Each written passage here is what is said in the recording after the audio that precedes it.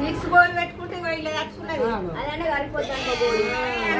గుళ్ళ పొడి లక్ష్మి అయితే బొక్కలు అనుకుంటాను అది స్టోరీ చెప్తాను గమ్మ కొద్ది భయంగా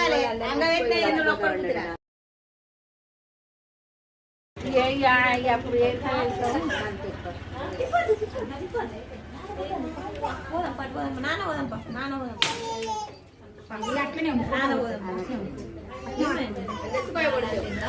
సిరి ఫోటోస్ నాన్న